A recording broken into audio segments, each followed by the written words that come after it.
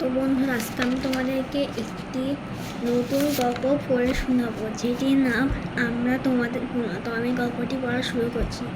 যারা ন্যায়ের পথে যুদ্ধ করতে গিয়ে মারা যান, আমরা তাদের শহীদ বলি। এদেশের মানুষের জন্য বহুকাল ধরে বহু মানুষ প্রাণ দিয়েছেন, তারা শহীদ হয়েছেন। আজ থেকে প্রায় 200 বছর আগে ইংরেজদের নির্যাতন থেকে এ দেশের কৃষকদের রক্ষা করতে জীবন দিয়েছেন টিটু মিয়া। আমরা তাকে কখনো ভুলব না।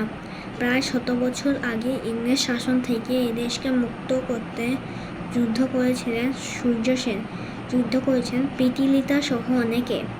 সূর্য সেনকে আটক করার পর তাকে ফাঁসিতে ঝুলিয়ে হত্যা করা হয়। প্রীতিলতা আত্মাহুতি দেন। আমরা তাদের চিরদিন স্মরণ করব। 52 ভাষা আন্দোলনের শহীদদের কথা আমরা সবাই জানি। বাংলা ভাষাকে রাষ্ট্রভাষা করার দাবিতে প্রাণ দিয়েছেন সালাম, বরকত, রফিক, জব্বার সহ অনেকে। তাদের স্মরণ থেকেই আমরা শহীদ মিনার তৈরি করা হয়েছে। প্রতি বছর ফেব্রুয়ারির 21 তারিখে আমরা তাদের বিশেষভাবে স্মরণ করি। বাংলাদেশ স্বাধীন হওয়ার আগে পাকিস্তানের শাসক ছিলেন আইয়ুব খান। তার অত্যাচার ও নির্যাতনের বিরুদ্ধে 1969 সালে একটি গণ অভ্যুত্থান সংঘটিত হয়েছিল। সেই অভ্যুত্থানের একজন ছাত্রনেতা ছিলেন আসাদ। পুলিশ খুব কাছ থেকে তাকে গুলি করে হত্যা করেছিল। তার স্মরণে ঢাকায় নির্মাণ করা হয়েছে আসাদ গেট। মতিউর নামের নবম শ্রেণীর একজন শিক্ষার্থীকে রাস্তায় গুলি করে হত্যা করা হয়েছিল। নিহত হয়েছেন আনোয়ারা বেগম নামের একজন মা। তিনি তখন ঘরের মধ্যে বসে তার সন্তানকে খাবার খাওয়াচ্ছিলেন। ক্যান্টনমেন্টের মধ্যে আটক রেখে হত্যা করা হয় সার্জেন্ট জহুরুল হককে।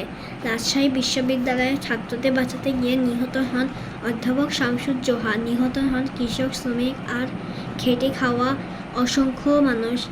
তারা সবাই শহীদ। তারা আমাদের স্মৃতিকে চিরদিন অমলিন থাকবেন। 1971 সালে বাংলাদেশের মুক্তিযুদ্ধ হয়। এটি ছিল আমাদের স্বাধীনতার জন্য লড়াই। তখন এ দেশের নাম ছিল পূর্ব পাকিস্তান। পশ্চিম পাকিস্তানের শাসক গোষ্ঠী আমাদের প্রতি অন্যায় আচরণ করে, নানাভাবে আমাদের অধিকার হরণ করে। এই দেশের মানুষ তাদের শোষণ থেকে মুক্তি চায়। মুক্তিযোদ্ধারা অস্ত্র হাতে নিয়ে যুদ্ধে অংশ নেন। এই যুদ্ধে শহীদ হন অনেক মুক্তিযোদ্ধা। আমরা তাদের স্মরণ করব। বাংলাদেশ স্বাধীন হওয়ার পরও এই দেশে অন্যায় অত্যাচার থামেনি। তাই মানুষ প্রতিবাদ করেছে। শিক্ষা অধিকার রক্ষা করতে গিয়ে 1983 সালে শহীদ হন ছাত্রনেতা সেলিম দেলোয়ার সহ অনেকে। গণতন্ত্রের জন্য বুকে পিঠে স্লোগান লিখে 1987 সালে শহীদ নূর হোসেন শহীদ হন। 1990 সালে নিহত হন ডাক্তার মিলন ও জেহাদ। তারপর গণ অভ্যুত্থান ঘটে। সারা দেশে অনেক মানুষ মারা যায়। তারা সবাই শহীদ। আমরা তাদের কখনো ভুলব না। এই ত্যাগের পরও এই দেশের মানুষ অধিকার পায়নি। বৈষম্য কমেনি। অধিকারের দাবি ও বৈষম্যের কথা বলতে গিয়ে এদেশের শিক্ষার্থীরা তাই 2024 সালে আবার রাস্তায় নেমে সরকারি বাহিনী নির্মমভাবে সেই আন্দোলন দমন করতে চেয়েছিল। দুঃসাহসিনের বিরুদ্ধে রংপুরে প্রতিবাদ করেন ছাত্রনেতা আবু সাইদ। 2 হাত প্রসারিত করে তিনি পুলিশের সামনে দাঁড়ান।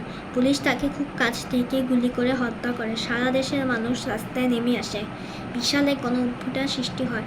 ঢাকার উত্তরায় নিহত হন শিক্ষার্থী মীর মাহফুজুর রহমান মুগ্ধ। আন্দোলনরত সবার মধ্যে পানি বিতরণ করেছেন তিনি। চট্টগ্রামে শহীদ হন ওয়াসিম আকরাম। নিহত হয়েছে মায়ের কোলের শিশু ও বাবার সাথে খেলতে থাকা কিশোর পর্যন্ত। 2024 সালে গণ অভ্যুত্থানে 1,500-এর বেশি মানুষ জীবন দিয়েছেন। অনেক মানুষ হারিয়েছেন দৃষ্টিশক্তি। অনেকেই চিরতরে পঙ্গুত্ব বরণ করেছেন। তারা সবাই একটি বৈষম্যহীন বাংলাদেশের জন্য রক্ত দিয়েছেন। সবাইকে নিয়ে একটি সুন্দর রাষ্ট্রে মিলেমিশে বসবাস করার স্বপ্ন ছিল তাদের। দেশের জন্যই তারা শহীদ হয়েছে। আমরা তাদের কখনো ভুলব না। ভিডিওটি ভালো থাকলে অবশ্যই লাইক করবেন। Tata, bye bye.